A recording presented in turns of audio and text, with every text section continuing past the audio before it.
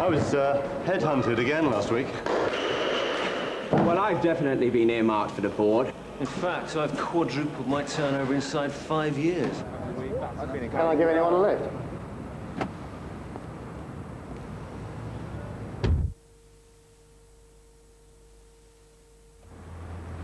So, what did you say you did? I didn't.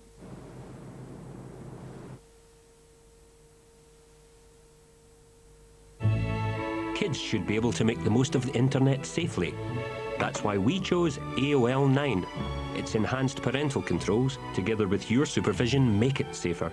And if you want to block junk emails, its improved spam filter will help you. If you want the same for your family, you should call now on 0800 331 6000, because nothing should stop them dreaming.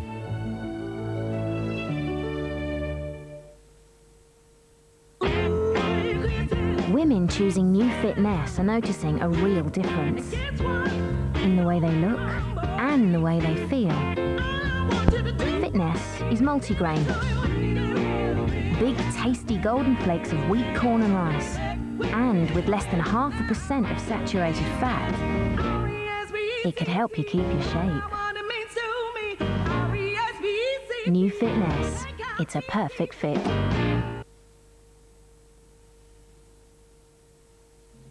This is ITV1. Now, on Sunday the 6th of July, the news as it was 60 years ago.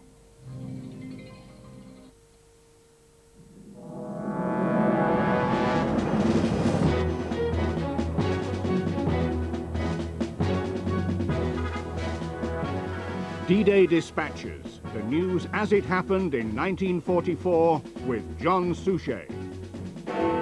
Operation Overlord is on. D-Day has arrived. Allied troops storm ashore along the beaches of Normandy. 1,000 RAF bombers rain 5,000 tons of bombs on German defenses. Daylight brings no respite as US Army Air Force bombers keep up the onslaught. 700 warships open up as dawn breaks. But the Americans take heavy casualties at Omaha Beach.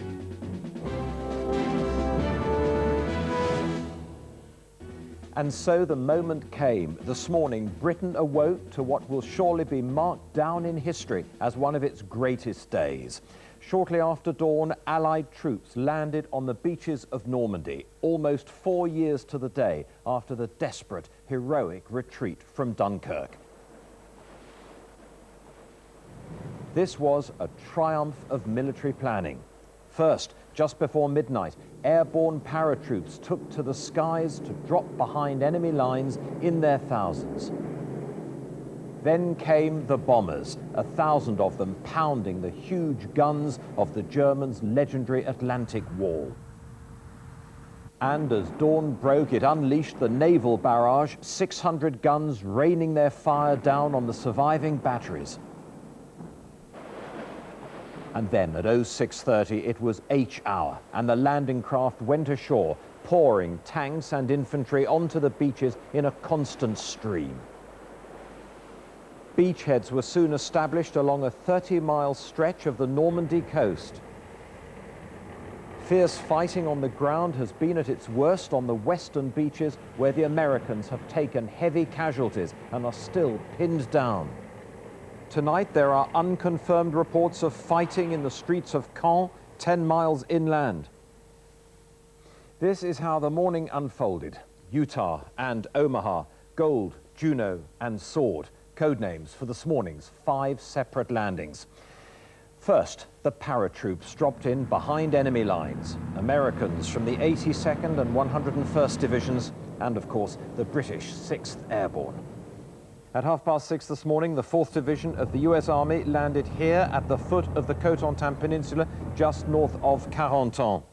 Meanwhile, just along the coast at Omaha, more landing craft were beaching with the American 1st and 29th Divisions on board. And it was here that the invasion forces met their strongest resistance.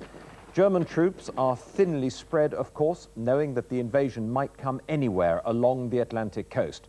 But Omaha Beach, it turns out, is defended by a crack German division, the highly disciplined 352nd Infantry. As the Americans came ashore, amid a tangle of obstructions, they came under heavy machine gun and artillery fire. Further east, the situation is looking much better. The next phase of Operation Overlord was the British and Canadian landings at 0730.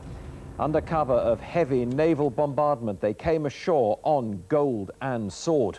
A 20-minute delay at Juneau was about the only hitch, and by 11:30, all the main objectives were taken.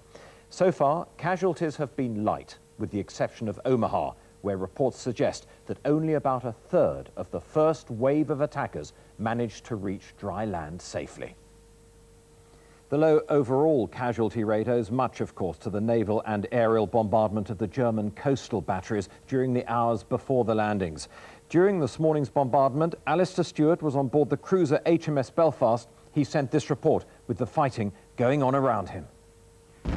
John, we're lying about 8 miles off the shore, and I can tell you that the sea conditions are far from favourable, but the bombardment, as you can probably hear, has already begun. The sea conditions are pretty heavy, and up above me there are dark storm clouds scudding across the sky. But just a little while ago, as the grey light of dawn broke through, the aerial bombardment came to really quite an abrupt end. Throughout the night, we'd seen wave after wave of bombers flying overhead and raining bombs down upon those German defences all along the Normandy coast. But suddenly, it came to a stop. And then within minutes, the naval bombardment began. From here on HMS Belfast, and then just a little further along the coast, HMS Mauritius.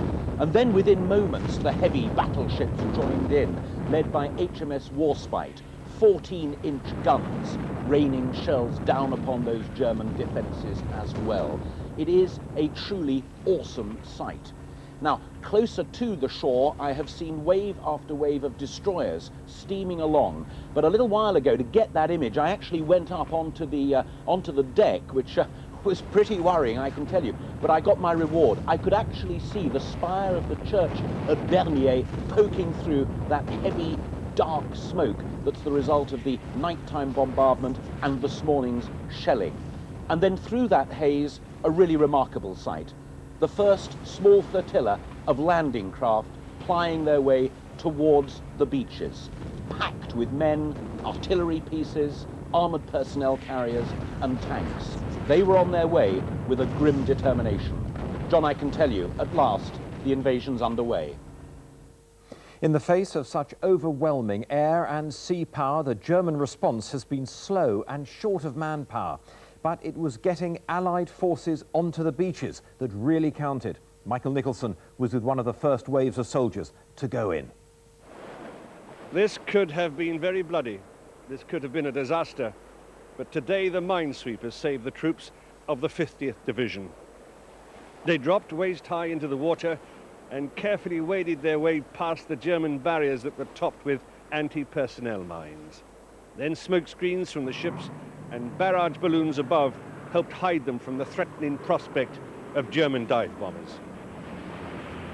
We've come ashore at a place called Courcey, and mercifully, most surprisingly, it's empty. There's been no resistance whatsoever.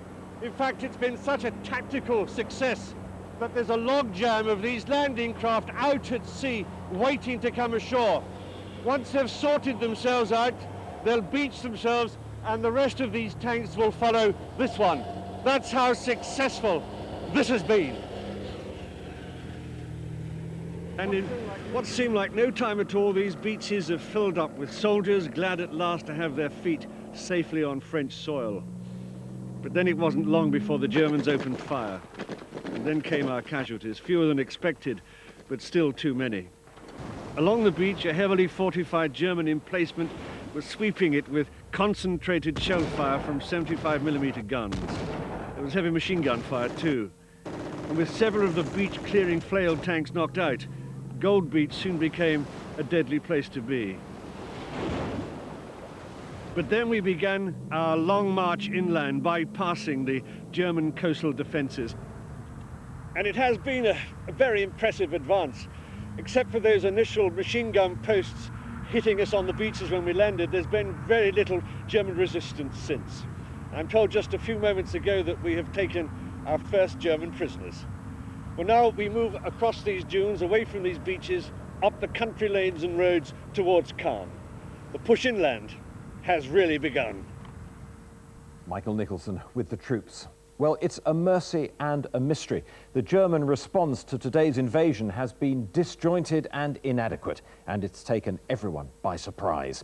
These pictures of the first casualties arriving back in England show the German resistance was much less effective than expected. We can now go to John Stapleton live in Berlin. John, what is the problem for Nazi High Command? Well, the fact that it could have happened anywhere, anytime, that was Berlin's main problem. And I have to say, they do seem to have been rather badly let down by their much-vaunted intelligence services. Now, as I understand it, the man in charge of the German troops in northwestern Europe, Field Marshal von Rundstedt, was told about the invasion at 4 a.m. He immediately ordered 2 divisions of the Panzers to go to Caen to try to thwart and ward off the amphibious landing and assault. And if that had happened, that would have proved rather tricky for the Allies. However, it's my understanding that his superiors decided that that decision would have to be ratified by Hitler himself. And it being 4 o'clock in the morning, of course, Hitler was fast asleep. What's more, he wasn't woken until 10 a.m. And what about Rommel, the man in charge of the Atlantic Wall? Well, his officers were much more alert and aware of the situation, and they immediately ordered the 21st Division of the Panzers to go to Caen. Rommel himself, however, wasn't there. Believe it or not, he'd gone back to Germany for his wife's birthday. Thank you, John. Now, for the latest news, it's over to Michael Nicholson, who's with the troops of 50th Division. This dispatch is just in. John, excellent news. I can report excellent news. Several villages around here are now in Allied hands, including this railway station at Bernier. And I can also report, just to remind you from my earlier reports today, that casualties among our own troops that landed at Sword, Juno and Gold have been mercifully light. But the same cannot be said tragically of the American troops, the Americans who landed on Omaha Beach, the Divisions 1 and 29. These are pictures of the situation the Texas Rangers found themselves in on Omaha Beach. One of the 6 landing craft foundered around about 1,000 yards offshore. Men had to jump overboard and then were dragged under by their weapons and packs. Well, the rest very bravely, very courageously set out across the 250 yards of open beach towards the cliffs. Many were too tired to run. They were sitting targets for the German machine guns and the German mortars. By the time they got to the shelter at the base of the cliffs, the Rangers had already lost, well, at least half of their men. As we might have expected, John, Operation Overlord has gone ahead as planned, but not without some cost in human lives. So D-Day draws to a close. By the end of the day, over 150,000 men had landed in Normandy. There had been 10,000 casualties, 2/3 of them American. It was the beginning of the end game, but it would take almost another year before the threat from Germany and Japan was banished forever.